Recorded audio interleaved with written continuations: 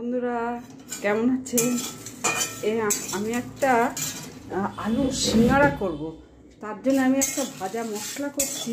এই যে শুকনো লঙ্কা, তেজপাতা, এই গুঁড়োগুলো গোলমরিচ, আমার আস্ত গোলমরিচ ছিল না, গুঁড়ো গোলমরিচ, আর এই ধনে জিরে।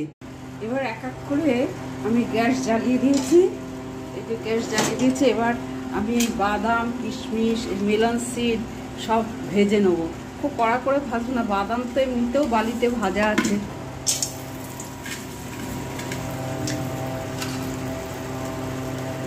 ভাজার পরে বাদামগুলো একটু ভেঙে ভেঙে নিয়েছি।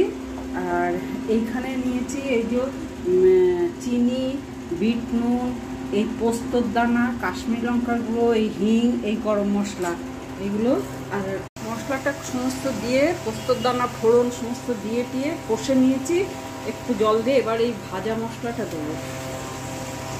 কিশমিশ, মেলন সিড ভাজা, ওগুলো দেওয়া হয়ে গেছে। এবার আমি এটা বয়েল করে স্ম্যাশ করা আদাটা একটু তেলে সাইড করে নেড়ে ছেড়ে এবার সিঙ্গারার ময়দাটা মাখবো। ময়দাতে এই যে বিট নুন দিয়েছি, কালো জিরে দিয়েছি, চিনি দিয়েছি।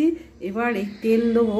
তেল বেশ খানিকটাই লাগবে, কেন যতক্ষণ না আবার অতিরিক্ত হওয়াটা ঠিক না, যতক্ষণ না, যদি আরও লাগে পরে মিশাবো, এখন একসঙ্গে অত দেবো না। ওই যতক্ষণ না এই আটাটা মুঠি বাঁধবো। এ দেখুন মুঠি বেঁধে যাচ্ছে। প্রথমে 2 চামচ, তারপর 4 চামচ তেল লেগেছে। একটু হিং দেবো, হিং মিশিয়ে এর সঙ্গে তারপরে এই নর্মাল টেম্পারেচারে জল দিয়ে ডো তৈরি করব। জল লাগাবো, লাগিয়ে এরকমভাবে মুড়ে এর সঙ্গে চেপে দেবো। এই যে এরকম করে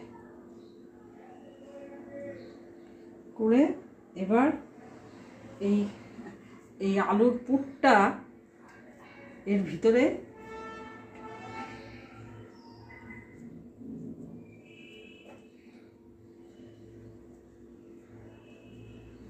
এবার এরকমভাবে মুড়ে দেবো। একটু জল দিতে হবে,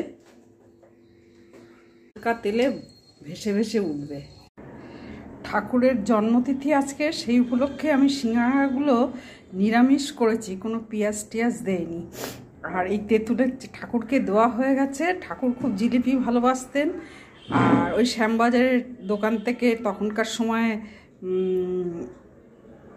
এই জিলিপি, সিঙ্গারা এসব খেতেন, তাই ভাবলাম নিরামিষ সিঙ্গারা করি। যদিও উনি সব কিছুই খেতেন, মাছ মাংস পেঁয়াজ দিলেও দিতে পারতাম, তো ইচ্ছা করেই দেইনি। আমরা ঠাকুরের উদ্দেশ্যে